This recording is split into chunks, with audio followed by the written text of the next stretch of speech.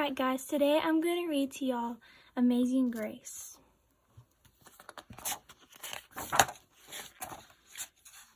Grace was a girl who loved stories. She didn't mind if they were read to her, or told to her, or made up in her own head. She didn't care if they were from books or movies, or out of Nana's long memory. Grace just loved stories. And after she had heard them, and sometimes while they were still going on, Grace would act them out, and she always gave herself the most exciting part. Grace went into battle as Joan of Arc, and wove a wicked web as Nancy the spider. She hid inside the wooden horse at the gates of Troy. She went exploring for lost kingdoms. She sailed the 7 seas with a peg leg and a parrot. She was Aladdin, rubbing his magic lamp to make the genie appear, and Mowgli in the backyard jungle. Most of all, Grace loved to act out adventure stories and fairy tales. When there was no one else around, Grace played all the parts herself. She set out to seek her fortune, with no companion but her trusty cat, and found a city with streets paved in gold.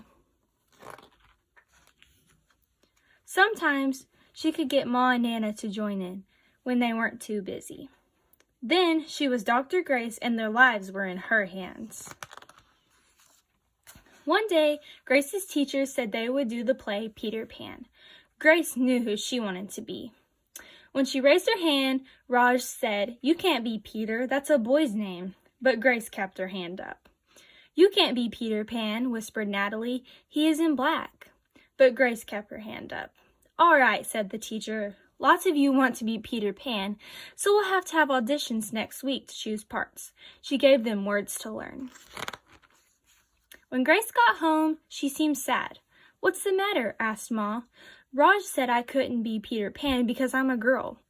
"That just shows what Raj knows," said Ma. "A girl can be Peter Pan if she wants to." Grace cheered up. Then later she remembered something else. "Natalie says I can't be Peter Pan because I'm black," she said. Ma looked angry. But before she could speak, Nana said, "It seems Natalie is another one who don't know nothing.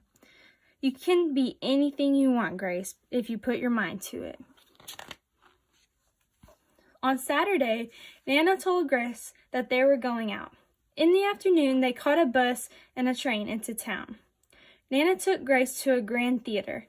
The sign outside read, "Rosalie Wilkins in Romeo and Juliet" in sparkling lights. "Are we going to the ballet, Nana?" asked Grace. "We are, honey. But first, I want you to look at this picture." Grace looked up and saw a beautiful young ballerina in a tutu. Above the dancer it said, "Stunning New Juliet." "That one is a little Rosalie from back home in Trinidad," said Nana.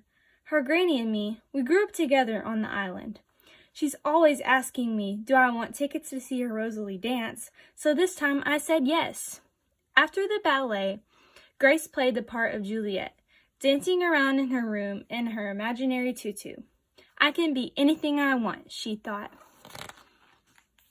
On Monday, the class met for auditions to choose who was best for each part.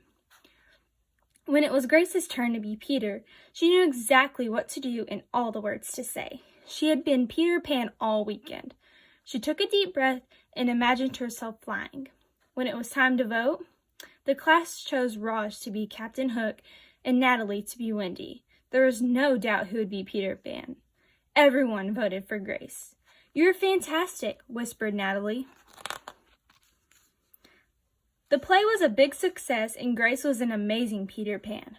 After it was all over, she said, "I feel as if I could fly all the way home." "You probably could," said Ma. "Yes," said Nana. "If Grace put her mind to it, she can do anything she wants."